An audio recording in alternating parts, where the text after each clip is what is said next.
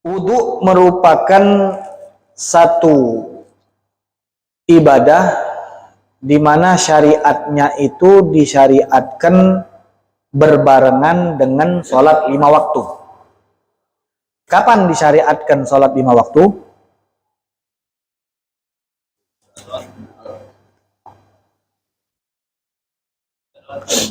Diam tawadu apa diam merenung? Kapan disyariatkan sholat?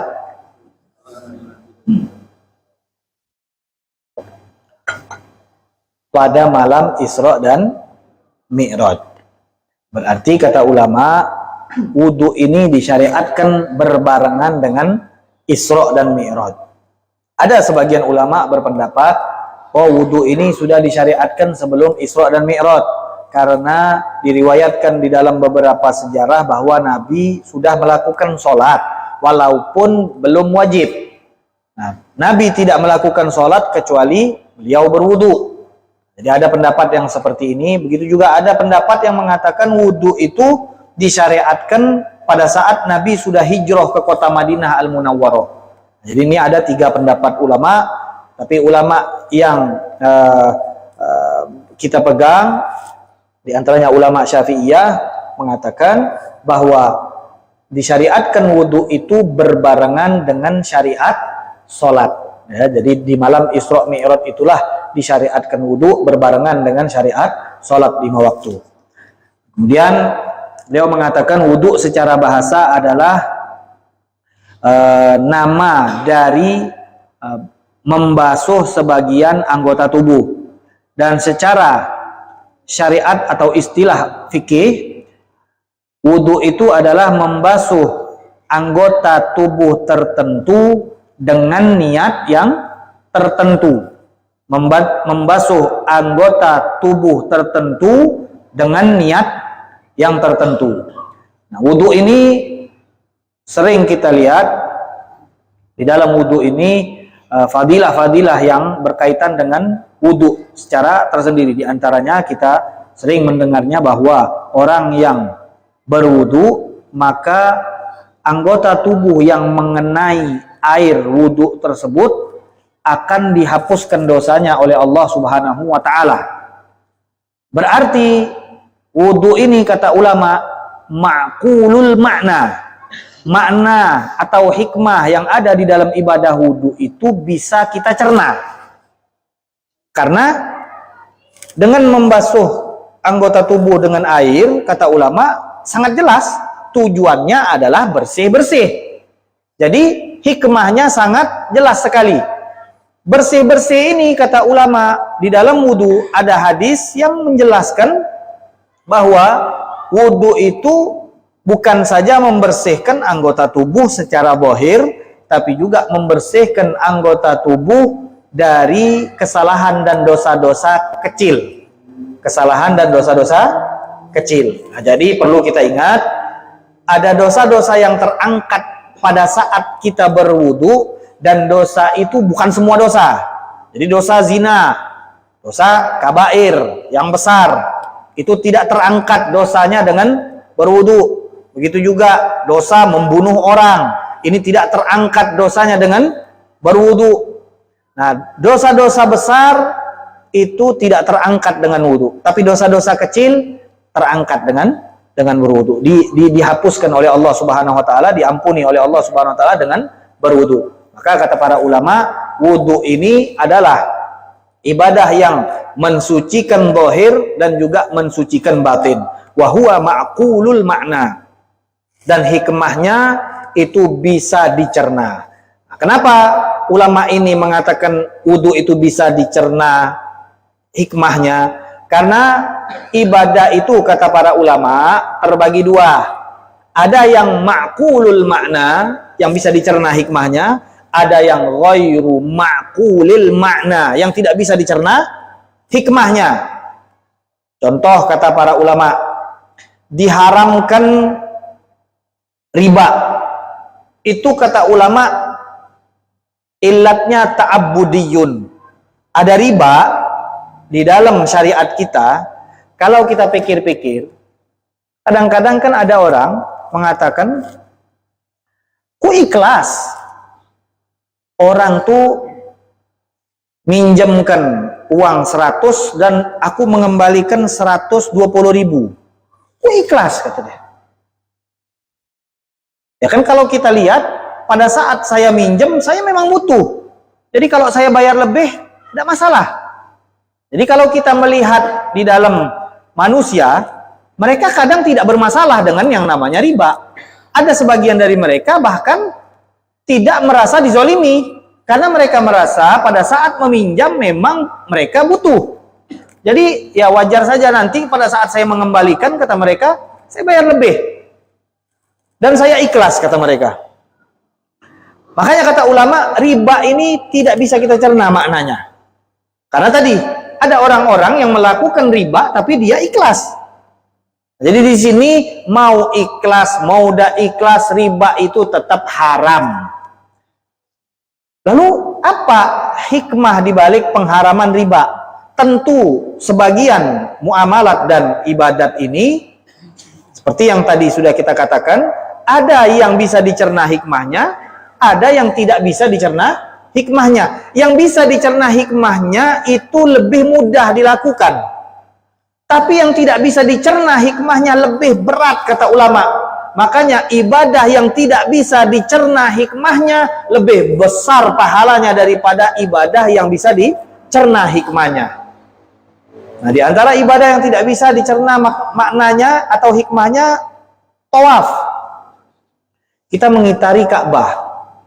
Nah, kalau wudhu tadi kan, bersih-bersih. Bersih muka, bersih tangan. Walaupun seandainya Nabi tidak menyebutkan pada saat kita membasuh muka hilang dosa muka kita, pada saat kita membasuh tangan hilang tangan kita. Seandainya Nabi tidak mengucapkan itu, tetap kita paham tentang wudhu ini pada saat kita membasuhkan. Oh, ini maksudnya bersih-bersih. Tapi kalau kita ditanya tawaf,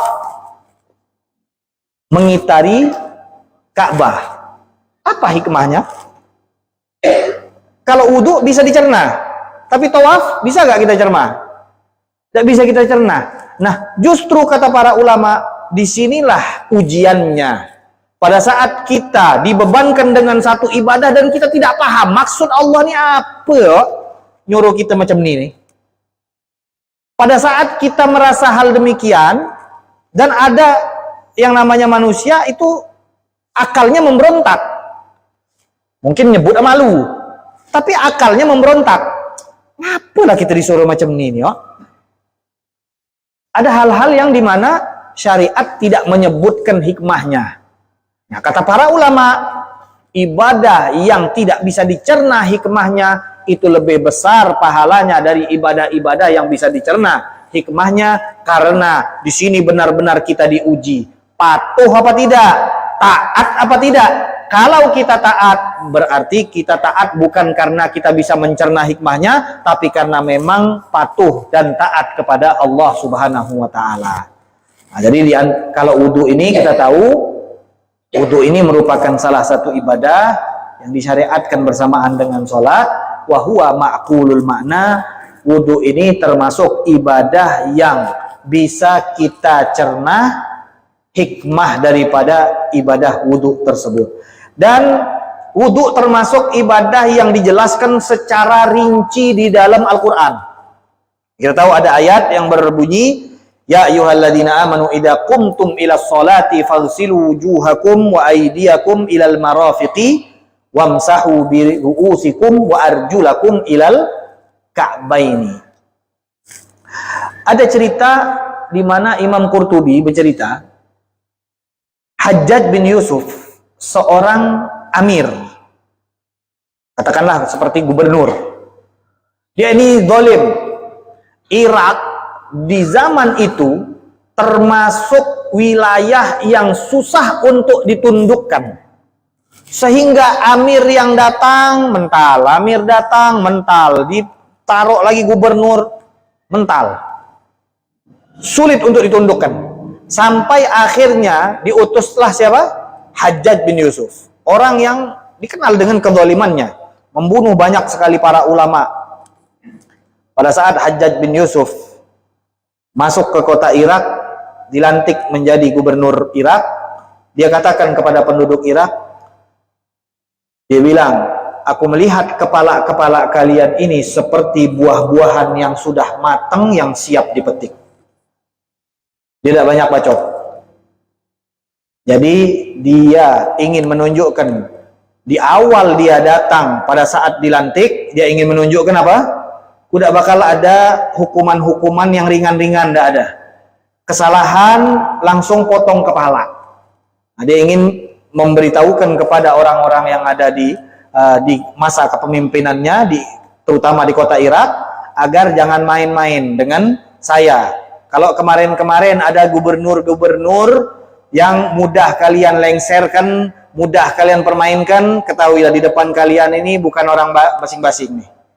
Nah, jadi ada kesalahan, kepala Eka peganglah, kata si Hajjaj bin Yusuf.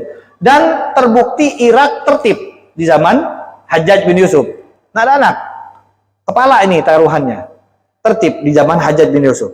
Tapi kezoliman demi kezoliman dilakukan oleh Hajjaj bin Yusuf. Kalau kita baca di dalam Tarikhul Khulafa karangan Imam As-Suyuti, tidak habis-habis dosa Hajjaj bin Yusuf ini sangat banyak.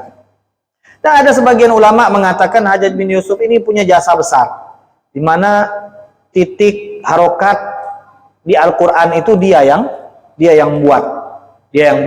Sehingga kata ulama, kalau dihitung-hitung dosa sama pahala itu bisa-bisa imbang, kata ulama. Karena ini pahalanya besar, sampai akhir zaman orang selalu membaca Al-Quran. Tapi ada ulama yang tidak setuju. Hajjaj ini bukan orang yang memberi titik di dalam Al-Quran, bukan juga orang yang memberi harokat di dalam Al-Quran. Dan kata ulama tersebut, kalaupun dia memberi titik dan memberi harokat di dalam Al-Quran, tidak imbang dengan ulama-ulama yang dia bunuh. Satu ulama yang dia bunuh itu dosanya sudah luar biasa. Jadi kata ulama, tidak mungkin si Hajjaj ini hanya gara-gara memberikan titik dan beri harokat dalam Al-Quran, maka dosa-dosa dia diampuni oleh Allah Subhanahu wa Ta'ala. Jadi Hajjaj ini termasuk seorang pemimpin yang zalim, yang dikenal dengan gampang membunuh orang. Banyak cerita tentang Hajjaj bin Yusuf. Hajjaj bin Yusuf dengan kezolimannya menghafal Al-Quran di luar kepala. Zalim luar biasa, hafal Al-Quran. Jadi kalau ada orang menyebutkan sesuatu tanpa dalil, langsung dia bawakan ayat Al-Quran. Jadi ada orang yang marah kepada Hajjaj. Dia katakan, kau nih keturunan Samud, kaum Samud yang dibinasakan oleh Allah Subhanahu wa Ta'ala. Langsung dia bawakan ayat, di mana ayat tersebut jelas mengatakan bahwa kaum Samud itu sudah Allah binasakan sehingga tidak tersisa satupun dari kaum Samud. Berarti ada tidak keturunan? Tidak ada keturunan. Pakai dalil Al-Quran. Ini kalau ketemu pemimpin zolim, pacak berdalil pula. Kacau benar kita. Jadi Hajjaj ini terkenal dengan kuat hafalan Al-Qurannya. Dia bisa langsung kayak komputer otaknya, menghadirkan ayat Al-Quran yang dia inginkan. Dan yang unik lagi, Hajjaj ini pernah berkhutbah mengatakan bahwa wa bayyana arkanul wudu. Di dalam khutbahnya dia menjelaskan tentang rukun wudu. Dan dia mengatakan wa arjulakum. Di dalam Al-Quran kalimatnya wa arjulakum, karena ada qiraat yang membaca wa arjulikum. Beda, dan bedanya sangat jauh. Kalau kita baca wa arjulakum, maka dia akan kembali ke yang pertama. Nah, di dalam ayat ini, ya ayyuhalladzina amanu idza kuntum ila sholati faghsilu wujuhakum, pakai fathah. Wa aydiyakum, pakai fathah, ilal marafiqi. Kemudian wamsahu biru'usikum, pakai kasroh. Kemudian ada waw, tiba-tiba wa arjulakum, fathah lagi. Kata ulama, ini menunjukkan pertama, tertib di dalam wudhu itu wajib. Kedua, untuk kaki itu bukan diusap, karena biasanya aliran Syiah mengusap kaki. Jadi kaki tidak dicuci sama orang. Macam kita kepala, kita cuman usap dengan air. Tidak wajib mengalirkan air. Jadi aliran Syiah, kaki itu diusap. Mereka membacanya wamsahu biru'usikum wa arjulikum. Berarti apa? Kaki diusap sebagaimana kepala diusap. Nah, di sini Hajjaj bin Yusuf sama dengan pendapat ulama-ulama lain. Kata dia bilang, wa arjulakum ay igsilu arjulakum. Cuci kaki kalian. Karena dia kan di Irak. Pada saat itu mungkin di sana banyak daripada aliran-aliran Syiah, dan perkataan ini justru sampai kepada sahabat Nabi Anas bin Malik. Anas bin Malik justru menyalahkan Hajjaj. Nah, ini termasuk hal yang unik yang diceritakan di dalam sejarah, karena Anas bin Malik membenarkan riwayat wa arju likum dengan mengusap, sementara Hajjaj bin Yusuf sependapat dengan jumhur ulama. Jelas kan ya? Paham ya? Kemudian di sini akhirnya kata musannif, ya, itu pendapat Anas secara pribadi, makanya Imam Syafi'i sendiri tidak mengikuti pendapat ini walaupun beliau termasuk sahabat baginda Rasulullah sallallahu alaihi wasallam. Adapun pendapat ulama Syiah diantaranya Ja'fariyah, pengikut Imam Ja'far bin Muhammad al-Baqir. Mereka mengklaim mereka mengikuti Imam Ja'far, tapi mereka orang yang jauh dari metode Imam Ja'far bin Muhammad al-Baqir. Fa fi madhhabihim, di dalam madhab Ja'fariyah yang merupakan salah satu aliran Syiah, karena Syiah ini terbagi lagi menjadi sekitar puluhan. Jadi Syiah juga terbagi menjadi puluhan pecahan. Di sini dikatakan mereka mewajibkan mengusap kaki. Dan adapun 4 imam madhab, mereka mewajibkan membasuh atau mengalirkan air di kaki. Wa Rasulullah sallallahu alaihi wasallam allama sahaba al-wudu kullu riwayat muttafiqa ala ghusli rajulain. Apa alasan mereka? Para imam yang 4 mengatakan bahwa Rasul mengajarkan kepada sahabat tentang wudu, dan begitu pula riwayat-riwayat yang datang kepada kita semuanya menyebutkan bahwa pada saat engkau membasuh kakimu maka harus dialirkan, tidak cukup dengan mengusapnya saja. Wa atal akharun bi adillatil masah wala hajata li itala bi dzikri tafasil adillatil kul mimma la yahtamiluhul maqam. Wa tartibul wudu inda ba'dil a'immah laisa biwajibin. Nah, ini sebagai mukaddimah untuk tentang wudu. Jadi tadi kita ketahui bahwa wudu ini termasuk ibadah yang dijelaskan secara rinci di dalam Al-Qur'anul Karim, di mana Allah Subhanahu wa taala sendiri yang menjelaskan secara rinci tentang bagaimana ibadah berwudu. Berbeda halnya dengan sholat. Sholat tidak disebutkan secara rinci di dalam Al-Qur'an, tetapi wudu disebutkan secara rinci di dalam Al-Qur'an. Alasannya kata ulama, karena kalau kita sholat itu biasanya sholat kan rame-rame, tapi kalau wudu itu biasanya kan sendiri-sendiri. Nah, makanya wudu perlu penjelasan yang lebih rinci.